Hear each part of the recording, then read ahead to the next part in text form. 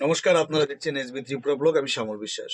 আজ থেকে দুদিন আগে দিগরকাল, যেটা মেঘালয় এবং আসামের যে বর্ডারটা রয়েছে, টোল গেটটা রয়েছে, সেই টোল গেটের মধ্যে হয়েছে একটি অশান্তির সৃষ্টি। সেই অশান্তিটা কি হয়েছে?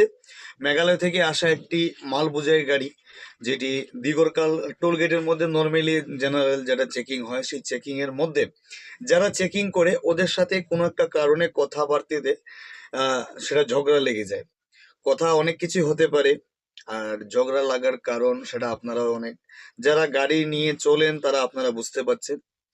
কিন্তু সেই ঝগড়ার বা কথাবার্তার উপর ওনারা হাত উঠিয়ে দেয় এবং একজন ড্রাইভারকে মাথাটা কিন্তু ফাটিয়ে দেয়।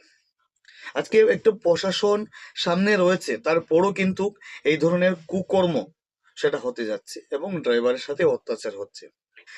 আমার প্রশ্নটি হচ্ছে, আপনারা চেকিং করছেন, করুন।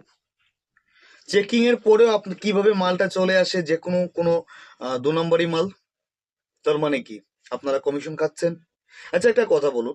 আম, মেঘালয় হয়ে এদিকে দিগরকাল হয়ে বদরপুর করিমগঞ্জ হয়ে সেই গাড়িটা চোরাইবাড়িতে আসে। সেই চোরাইবাড়িতে মালগুলো ধরে ধরে নেয় কেন? চোরাইবাড়ির পুলিশরা কি মানে এতটাই পাওয়ারফুল যে ওরা না দেখেই বলতে পারে যে ওই গাড়ির মধ্যে দুধ রয়েছে, ওই গাড়ির মধ্যে চিনি রয়েছে? কেন? তাহলে আপনারা দিগরকালের মধ্যে কিভাবে দু নম্বরই চলছে সেটা সবাই জানে। যারা লাইনে চলে, আমিও লাইনে চলেছি এতদিন, আমিও জানি 20 টাকা দিয়ে দিলে চেকিং হয়ে যায় এমনিতেই। সেটা আপনি এখানে কি নিয়ে যান সেটার প্রয়োজন নেই। যারা চেকিং করছে, যারা লেবার রয়েছে, ওনারাই হচ্ছে সব থেকে হারামিগুলো। হতে পারে যে ভাইটিকে মারেছে, হয়তো এই ভাইটি 20 টাকা দেয়নি, 10 টাকা দেয়নি, 20 টাকা দেয়নি, হয়তো ভাইটি বলেছে। এমনও তো হতে পারে যে ও কোনো একটা প্যাকেট কাটছে, যে ভাই হয়তো কোনো একটা কথা বলেছে, তাই জন্য কি আপনি ওর মাথা ফাটিয়ে দেবেন? সেইটা কোন আইনের মধ্যে রয়েছে?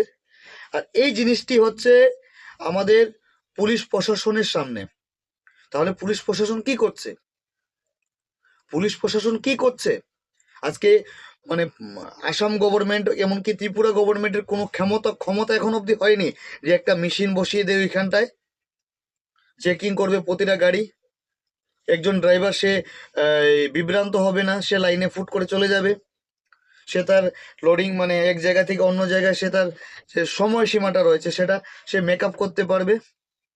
আপনারা কি করবেন? দুজন লেবারকে লাগিয়ে দেবেন, না চেক কর, কারণ আমি তো হাজিরা পাচ্ছি, আমার তো মাস হচ্ছে, আমার তো শিফটিং বাই শিফটিং ডিউটি।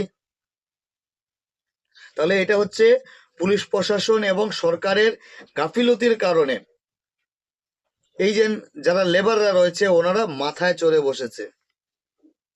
তো আমি আসাম গভর্নমেন্ট এবং ত্রিপুরা গভর্নমেন্টের কাছে বিনীত নিবেদন করছি ওইটাই, যে আপনারা মেশিন ওইখানে বসিয়ে দিন।